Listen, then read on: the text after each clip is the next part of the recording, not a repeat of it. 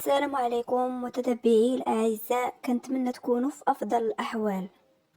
اليوم جبت لكم حلقه جديده من حلقات مسلسل الامانه، حلقه مليئه بالاحداث الشيقه. لكم مع الفيديو الاخير باش تعرفوا على احداث هذه الحلقه وفرجه ممتعه. وإلا عجبكم الفيديو ما تنسوش تدعموني بلايك واشتراك في القناه فضلا وليس امرا، وشكرا لكم. بدايه هذه الحلقه كانت مع ضياء اللي كيشوف في يديه اللي ملطخين بالدم. غادي عنده سحار غتسولو واش هو بخير، وهو غير كيشوف فيها وساكت. غتقول ليه راه غتكون بخير، يمن راه غيحل هذا الموضوع، هو راه داه للمستشفى وغادي يتشافى. امك راه غتعيش ما غيوقع ليها والو، ايوا بلا ما تخاف. غيقول لها انا راه ما خفتش، انا درت اللازم ودرت داكشي اللي خاصني ندير. هي انسانه سيئه، هي ومشريره. هي دائما كانت بحال هكا. انا كنت كنبغيها بزاف ومستعد نضحي بروحي على قبلها، ولكن هي بغات تاخد ارواحنا منا. هي لعبت بحياة خويا يامان، لعبت بحياته. انا عارف بانها هي ما كتبغيناش وعمرها ما بغاتنا، ولكن هادشي عرفتو معطل. داكشي علاش انا ما خايفش عليها، ولكن تقلقت بزاف. فهاد الاثناء سحر صوني لها التليفون. بعدات من ضياء شويه وهي نتجاوب. قالت لي يمن اشنو الوضع ديالها، غتعيش ياك؟ قال لي غتعيش وخصها تعيش. هي دابا في غرفة العمليات، ولكن الاطباء مازال ما خبروني بوالو. كيف بقى خويا؟ انا خايف عليه لا تأزم الحالة ديالو. قالت لي بلا ما تخاف عليه، هو راه بخير، كيتكلم عادي ولكن مقلق. قال لي انا كنت متوقع ان الاعصاب ديالو غتنهار. ديك المرة حاولت تستغل خويا باش تأذيني انا. خويا خاصو يتجاوز هذا الحادث، خاصو يعرف بانه ما عندوش شي ذنب في هذا الشيء. قالت لي راه حنا في جنبو شويه وغندير الغرفه ديالو باش يرتاح شويه. سولها واش دارت داكشي اللي طلب منها. قالت لي خويا منير راه حل الموضوع. قال لي ما بغيتش يتعرض لاي اذى بسبب هذا الحادث، انا غنحميه مهما يكون الثمن. قالت لي انا عارفه وما بغيتش توقع شي حاجه لديك المراه، ما بغيتش نفكر انها تموت. غايقول لها يامان انا دائما كنتمنى لها الموت، ولكن هاد المره كنتمنى انها تكون بخير. وهذا الشيء كلشي غير على قبل خويا ضياء وهو انت يقطع معاها. فهاد المشهد بينوا لنا دانو وعالي باقين كيتسناو شي حد يجي يحليهم. دانو غتقول ليه فين هما هادو، المفروض انهم يكونوا ردوا البال للغياب ديالنا. وحيدات في ليل من شعرها وكتحاول تحل به الباب، وعالي غير كيشوف فيها. غتقول ليه اشنو بان لك تجي تساعدني عوض ما تبقى تشوف فيا بحال هكا. غايقول ليها الباب ما غيتحلش لينا بهاد الطريقه، ايوا بلا ما تعذبي راسك. يا ريت نبقاو هكا. قال لها كنقصد الباب كون غير حطينا حداه شي حجره باش ما يتسدش. قالت لي يا ريت كون ما بقيناش محبوسين بحال هكا، ولكن باين ليا بحال الا مرتاح. اشنو بان لك نوقفوا بزوج وندفعوه، انا راه مليت من هنا. غايقول لها في نظرك واش هادشي اللي واقع طبيعي؟ قالت لي ما فهمتش اشنو كتقصد بهضرتك. قال لها ملي رجعت وتلاقينا من بعد شهرين شفت الضحكه في عينيك، وشفت في عينيك كيفاش خفتي عليا من بعد ما تضربت في اخر عمليه، وعرفت بانك باغيه تخبريني بشي حاجه، ولكن ما فهمتش علاش بعدتي عليا فجاه. كتصرفي بحال الا تقلبت الدنيا غير حيت اننا تحبسنا بزوج هنا. واش في نظرك هادشي طبيعي؟ دانو كتكلم غير مع نفسها، كتقول هادشي كلشي على قبل اختي، انا مجبوره نبعد عليك في هاد الفتره. ومن بعد غتقول لي انا فرحت ملي رجعتي من بعد شهرين لانك الصديق ديالي، وملي ضربتي خفت عليك لانك ضربتي بسببي انا، وملي قلت لك بغيت نخبرك بشي حاجه كنت بغيت نقول لك بان الغياب ديالك اثر بزاف على المهام في المركز. صافي هادشي اللي كاين، ما كاينش شي تفسير اخر لهادشي اللي كنت كندير. واهم حاجه عندي دابا هو انني نحل هاد الباب ونخرجوا من هنا باش نحلوا القضيه في اسرع وقت. كنرجعوا عند سحر اللي كتمسح الدم من يدين ضياء، وسولاتو كيفاش عرف داكشي اللي دارت امو. غايقول لها سمعت خديجه ونسرين وهما كيهضروا في هذا الموضوع، انا سمعت كلشي، داكشي اللي درت في يامان وداكشي اللي درت فيك، حتى المرض ديالها كان مجرد كذبه. غتسولو واش هي اللي اتصلت به، قال لها اتصلت بيا وخبرتني بانها بغات تودعني، وهي كانت كظن بانني صدقتها ومشيت لعندها، وحاولت تخدعني بالاكاذيب ديالها مره اخرى، ولكن ما نجحاتش لانني كنت عارف كل شيء، واضطريت نوسخ يديا بالدم ديالها الموسخ. هي المذنبه في كل شيء. قالت لي عندك الحق، انت ما عندك ذنب في حتى حاجه. ايوا يلا نمشيو نغسلو يديك وتمشي للغرفه ديالك ترتاح شويه. قال لها واخا، هو انت مشي معاها. في مشهد اخر بينو فؤاد فقد الوعي ديالو في المستشفى. شويه بدا كيفيق وتفكر ملي سد على علي الباب وملي شداتو الدوخه وفقد الوعي ديالو. غايقول دانو اتصل بها وتلاقى تليفونها مطفي. يلا بغا ينوض وهو انت جا عنده فراس. غايقول لي كيف بقيتي شويه؟ قال لي واش انت اللي جبتيني لهنا؟ قال لي تلاقيتك طايح على الارض. قال لي يمكن الضغط ديالي انخفض، داكشي علاش فقدت الوعي ديالي، ماشي شي حاجه مهمه. يلا رجعوا للمكان الجري يلا رجعوا لمكان الجريمه. قال لي جلس فين غنمشيو؟ راه قالوا بان الوضع يقدر يكون خطير وغيديروا لك فحوصات وتحاليل. غير تكا انا غنمشي نعيط للممرضه دابا. غايقول لي راه خبرتك بانني بخير، ما كاينلاش نضيعوا الوقت، يلا نمشيو. غايقول لي واخا اللي بغيتي، هاني كنتسناك على برا. فؤاد غيصيفط ميساج لدانو وغيسولها في كاينه، ومن بعد بينو سحر دخلت ضياء للقصر. غتسولها خديجه واش محتاجين لشي مساعده.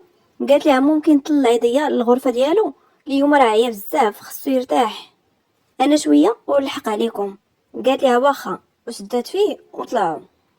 منير غيسول سحر اشنو وقع. غتقول لي خويا ضياء عرف كل شيء، داكشي اللي دارت فينا حنان، وملي خبراته بانها بغات تلاقى به لاخر مره يسحب ليه واش غطا ادي يمان مره اخرى. ومن بعد وقع اللي وقع. غيسولها واش حنان باقي عايشه. غتقول ليه يمان داها للمستشفى، هي دابا راه عايشه ولكن حنا مازال ما عرفنا اشنو واقع ليها بالضبط. قال لها كنتمنى ما توقعش ليها شي حاجه خايبه. ولكن ضياء كيفاش عرف داكشي اللي وقع؟ غتقول ليه سمع خالتي خديجه ونسرين وما كيهضروا على هذا الموضوع. خويا ضياء عرف كل شي الحوايج الخايبين اللي دارت امو. انت عارف بانه حساس وبريء، كان الهدف ديالو يحمي عائلته وحاول يحمي خوه من الشر ديال امو. حنا تعطلنا بزاف، يا ريت لحقناه قبل ما يديرها. كون مشينا غير دقيقه قبل ما كانش غتوقع حتى حاجه. شاديه وسعاد غيسمعوهم. سعاد غتمشي عند سحر غتقول لها اشنو قلتي؟ ضياء ادمو كنتقلوا عند فراس اللي اتصل بكارلا. قال لها اشنو بغيتي تقري العمليه؟ واخا دابا نصيفطو ليك، انا شويه ونكون في المركز اقطع معاها. غيقول لفؤاد غنرجع لمركز الامن، كاين واحد التقرير خاصني نصاوبو دابا. يلا نوصلك للدار، انت راه خاصك ترتاح اليوم. قال لي لا انا راه بخير، خصني نرجع لموقع الجريمه. نقدروا نتلاقاو شي حاجه؟ قال لي ايوا يلا نوصلك لتما. قال لي لا غنمشي بوحدي. وسولو واش تكلم مع دانو؟ قال لي لا، ملي فقدتي الوعي ديالك اتصلت بها هي والمفتش عالي، ولكن تليفوناتهم خارج التغطيه. يلا بسلامه، رد البال راسك. وهو انت يمشي. فؤاد كيتكلم مع نفسه كيقول تليفوناتهم خارج التغطيه بزوج. اش هاد الغباء، انا حبستهم بزوجهم تما. وفي نفس الوقت كيبينوا دانو كتشوف شي شوفات فعالي خايبين.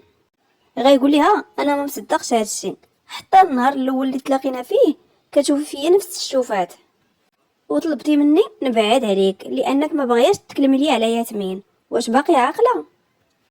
ومن بعد الفتره اللي مرضات فيها امك وكنت بغيت نساعدك شفتي فيا نفس الشوفات وطلبتي مني نبعد عليك. انا راه وليت كنعرفك مزيان، النظرات ديالك كتطلب مني نبعد عليك، معناته مخبيه عليا شي حاجه وكتهربي مني، ما عرفتش علاش. يلا تكلمي، اشنو السبب؟ دانو كتكلم غير مع نفسها، كتقول انت اكتر واحد كيعرفني، صعيب انني نخبي عليك شي حاجه. ما تخيلش شحال باغيه نعاود لك على الحادث اللي وقع مع اختي، ولكن ما نقدرش نديرها. وين تقول ليه يقدر انت غلط، واش ما فكرتيش في هذا الاحتمال؟ يقدر انت فهمتيني غلط وفهمتي النظرات ديالي حتى هما غلط، كتصرف بحال الا المشكله فيا، ولكن راه المشكله فيك انت. حنا راه اتفقنا من قبل اننا نكونوا مجرد اصدقاء. ايوا تقبلها الحقيقه، وهي الدور وكتكلم تاني غير بوحدها، كتقول انا عارفه بانني كنقلقك، كنترجاك سمح ليا، ولكن انا راه عايشه في الجحيم، ما غاديش نرتاح حتى نتلاقى اختي ياسمين ونثبت البراءه ديالها. فهاد المشهد بين ان يمان باقي كيتسنى في المستشفى وكيقول انت خاصك تعيشي على قبل خويا. خويا ضياء ما غاديش يكون مجرم، هو مسكين ما غاديش يقدر يتحمل هاد العذاب، انت مجبوره انك تعيشي. وتفكر ملي قطع لضياء التصويره ديال امهم وتوتر بزاف، وتفكر ملي جات عندهم حنان القصر لاول مره، وملي كان كيتسناها دائما ضياء في الليل حدا القصر، وملي ضربها ضياء باللقات في كرشها. يامان كيتكلم غير بوحدو، كيقول طلبت منك تبعدي علينا ولكن انتي ما بعدتيش، قلبتي لينا حياتنا كلها. فهاد الاثناء جاو عنده الشرطه، قالوا ليه الا كان ممكن جاوبنا على شي اسئله. واش انت الابن ديال السيده حنان؟ قال لي انا يامان كريملي. غيقول لي كيفاش وقع للام ديالك هاد الحادث، واش انت كنتي معاها؟ قال لي لا ما كنتش معاها، انا تلاقيتها تما غير بالصدفه، كانت طايحه على الارض وفاقده الوعي ديالها وجبتها لهنا للمستشفى. قال لي واش عندها شي اعداء او مشاكل مع شي حد؟ قال لي لا. فهاد الاثناء خرج عندهم الطبيب غيسولوا يمن على الحاله الصحيه ديال حنان. قال لي هي محظوظه بزاف، تجاوزت مرحله الخطر، الحمد لله الجرح ما اداش الاعضاء الداخليه وقدرنا نوقفوا النزيف بعمليه بسيطه، انت جبتيها في الوقت المناسب، غنقلوها دابا للغرفه ديالها.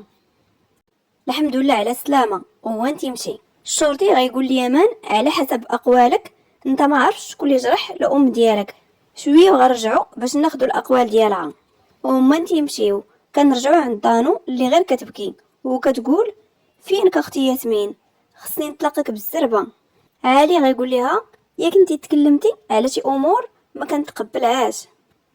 ايوا خلينا نتكلموا على الامور اللي كنتقبل، حنا عشنا حوايج كثيره مع بعضياتنا، انا كنت من البدايه في جنبك وحتى انت كنتي في جنبي، دزنا من ظروف صعيبه، ملي عرفت بانك كتقلبي على اختك ياسمين ولات اختي حتى انا، قلبنا عليها مع بعضياتنا وتعاهدنا اننا نتلاقاوها مع بعضياتنا، ما تراجعناش حتى ملي ظنينا انها ماتت.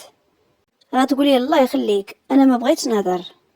غيجلس حداها وغيقول لها انا غنتكلم، من حقي نعرف علاش كتصرفي معايا بحال هكا، شوفي لي في عينيا وخبريني شنو هو السبب. ياك حنا تشاركنا كلشي مع بعضياتنا، وإلا طاح الاول الثاني كيشد ليه يديه باش ينوضوا. انا كان امن بزاف بعلاقات الصداقه وهذا الرابط مقدس، انت رسمتي الحدود بيناتنا وانا ما تجاوزتهمش لانك غاليه بالنسبه ليا. اشنو بيك؟ اشنو اللي مقلقك لهاد الدرجه؟ يلا تكلمي باش نحلوا المشكل مع بعضياتنا، سمحي لي باش نساعدك ونكون في جنبك. غتقولي عالي انا.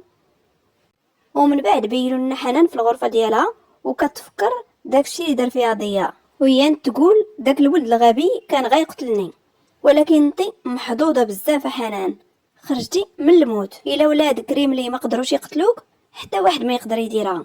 وتفكرات الرساله اللي كانت هزها معاها وهي تقول فين هي، ياك ما قراها يامان. فهاد الاثناء صونا ليها الحبيب ديالها، قال لها فينك انا جاي عندك دابا. غتقول لي اجي لعندي ولكن راه غنتلاقاو في المستشفى عوض ما نتلاقاو في فندق 5 نجوم. غيقول لها اش بيك اشنو وقع؟ قالت لي داك الحقير ديال ولدي طعني في ظهري، ولكن انا راه بخير ما غاديش نموت قبل ما نتلاقاو. غيقول لها واش يمان اللي دارها؟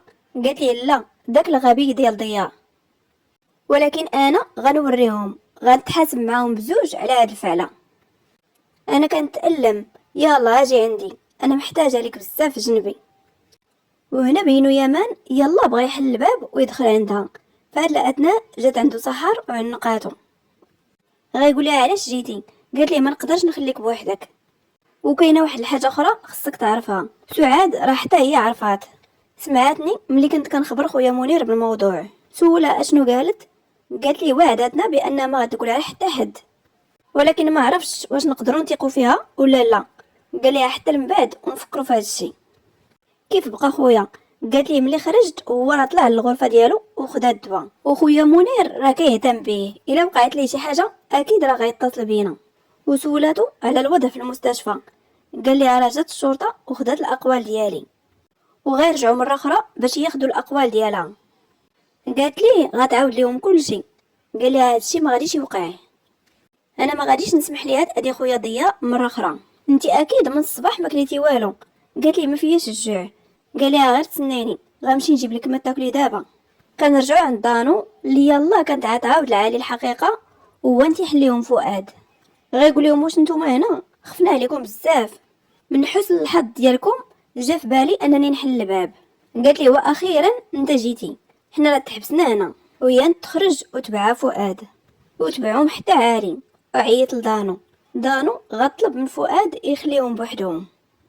غير بعد عالي غيقول دانو قبيله كنتي بتخبريني بشي حاجه. قالت لي لا ما كنت غنقول لك والو. قال لها واخا هو انت مشي.